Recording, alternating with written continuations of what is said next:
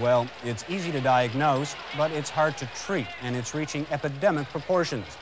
What is it? On tonight's Healthbeat Upbeat Update, Dr. Rick Rosen, MD, takes the pulse of this mysterious disease. Doctor? Thanks, RD. It's a nasty medical problem that doesn't get talked about much publicly. Its Latin name is Malagusta, but most of us know it simply as bad taste. Millions suffer from it in silence, each one thinking he or she is all alone. Until a few months ago, this woman, whom we'll call Sandy, was a stylish dresser. Then suddenly, tragically, she was struck down. You never think it'll happen to you.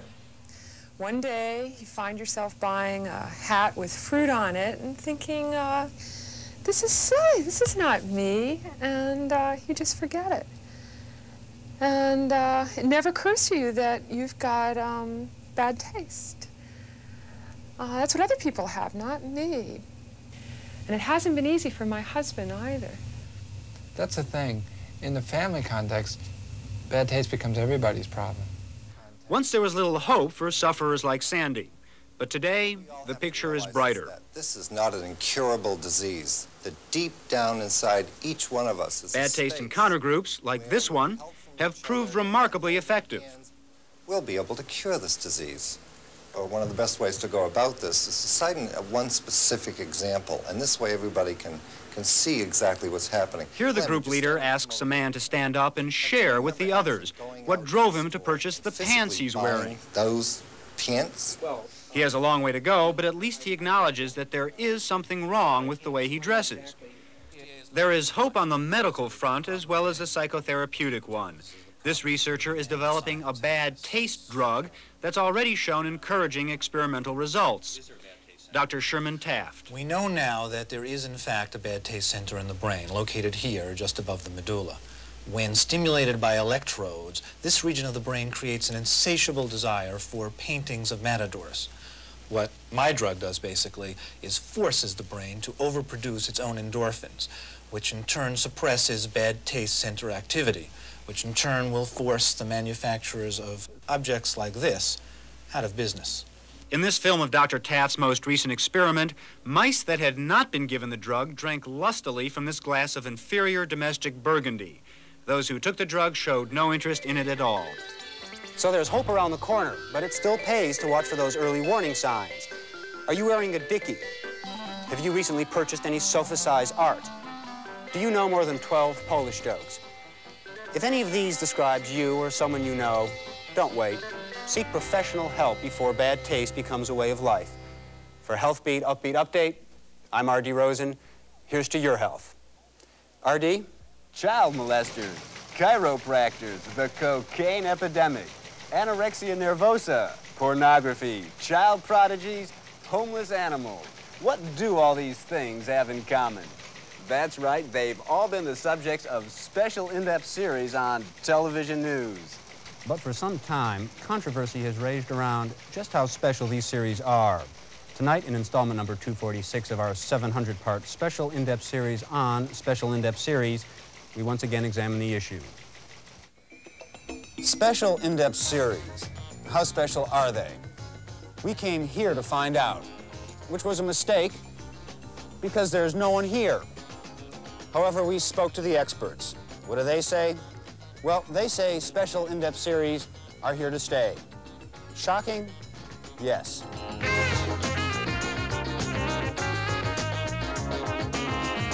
Shocking? Yes. But in television studios like the one behind me, people who think special in-depth series are very special are creating special in-depth series for people who live in apartment buildings very much like the one behind me.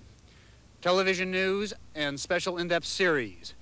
They're no strangers to each other.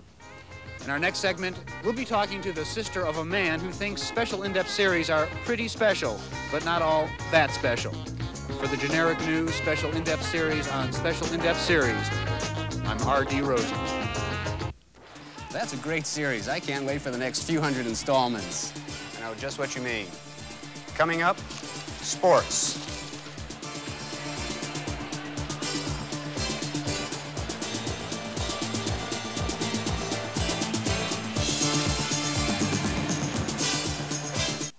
If if consistency is a hobgoblin of little minds, then station editorials are the poltergeists of ideology. They are a forum for the fomentation of forensic persiflage. Are we tough enough to face the truth? Nobody listens to them, which is why you can say anything you like, much as I already have, and it doesn't matter. For instance, I could now say the word Copacabana, and it would make no difference. So I ask, who needs station editorials? Sure, they advocate bold initiatives, anti-litter campaigns, harsher punishment for criminals, and larger sneeze guards at our local salad bars. But no one I know is impressed. Furthermore, recent studies show that station editorials are dangerous. Over 1,400 people have been involved in serious household accidents within 50 minutes of seeing one. This has to stop. Let us work together. With your help, I know we can put an end to editorial blight. Thank you. Give me an S. Give me a P. Give me an O. Give me an R. Give me a T. Give me an S. What does it spell? I believe that spells sports. Lean to the left. Lean to the right. Here's the generic news. Sports light. Well, looks like the National Hockey League has really blown it this time. The league's new rule changes finally went into effect, and judging from this action last night in Montreal, hockey will never be the same. First of all, they get rid of the ice. Big mistake. And then they only allow 4 people on the floor at once, and they've all got to ride bikes. All right, I agree it'll mean less violence and more goal scoring. But hell's bells, it's not the hockey game I know and love. Wise up, hockey. Take a cue from baseball. The owners there knew what they were doing when they voted in the new so-called elephant rule. Look at the St. Louis Cards here taking batting practice under the new rule. Now, this is a stroke of genius. It adds an element of surprise. It speeds up the game. Look at those mothers go. But it's still the same old national pastime. And you hockey guys can learn a lesson here. You don't have to destroy a sport in order to save it. Okay, glad I got that off my chest. Now, let's take a look at highlights from tonight's action. Now, let's look at some highlights from tomorrow night's action. Finally, Kevin Ragland did it again at the National Redwood Shooting Competition over the weekend in Medford, Oregon. 4th straight time the Duluth native copped top honors by taking aim at a giant redwood. Bang! Clean takedown. Nice shot, Kevin. And that, fans, is Sports Light for tonight. Well, tonight, our entertainment reporter R.D. Rosen put on his Sunday best and went to see the new movie that's got everybody talking. He's standing by live outside the Sloman Theater. R.D., this spellbinding movie about a man and the airplane that comes to mean everything to him simply confirms my feeling that of all the military services, the Air Force continues to produce the finest instructional films. I'm talking, of course, about the long-awaited sequel, Fuel Systems Review Part 2, with Lyle Canister. It opened here tonight in an atmosphere I can only describe as electric. Air Force film buffs may be surprised by the film's uncharacteristically jazzy opening, including this sensuous pan of a bomber. But things quickly settle down to that deliberate pace so reminiscent of the Air Force's high-grossing Fuel Systems Review Part 1. The boys from the Wild Blue Yonder are up to their old tricks with some stunning aerial sequences of bomber refueling. It's vintage stuff, as is the sort of classic instrument panel sequence we've come to expect from all the armed services. And what about the by now famous fuel flow gauge scene? Well, here's just a peek. Well, the Air Force had me once again on a roller coaster of emotion, and it'll have you on one, too. If you like Fuel Systems Review Part 1, you'll love the sequel. It's hard to find the words, so I'll just say, bravo, Air Force, bravo. For the generic news, I'm R.D. Rosen. We'll be right back.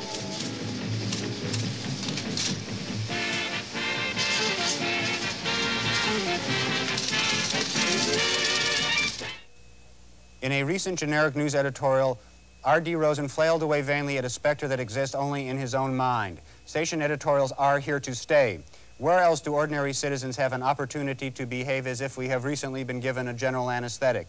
Where else can your John Q. Public or Jennifer Q. Public exercise their inalienable right to move their eyes back and forth in this ridiculous fashion, speak while barely moving his or her lips, and say so little that the camera person frequently falls asleep and has to be awakened by the floor manager? Where else indeed? So you can forget about doing away with station editorials because I'm not through. I'll be back whether you like it or not with my views on gun control, on birth control, yes, even on flood control. Face it, there's no escape from me and people like me. I've got plenty to say on the issues of arms control, air traffic control, mine control, remote control, and motor control. And you're going to hear every last word. And what about master control? Now, there's an issue I feel very... And that's the generic news for tonight. Thanks very much for joining us. And remember, our news is your news. And your news is our news. His news is my news. It's all news to us. And when it's news to us, it's news to you. So when the news you choose informs your views, the generic news has the views you choose. So good night from all of us here at the Generic News. The news that begins when your day ends. And keeps going news after news after news. We're on the inside looking out. Because you're on the outside looking in. And we're looking good. Because you're looking good. Because we're the news that's on time no matter what the hour. We do more than report the news. Because the news reports to us. We can't stop talking. Because we don't know how to stop talking. Our deadlines are your lifeline. To everything that's happening. In a world that's always happening. We never get tired of the news. Because you never get tired of us. We don't quit because the news never lets up. We rely on the news because you rely on us. I won't shut up until he shuts up. And I won't shut up until he shuts up.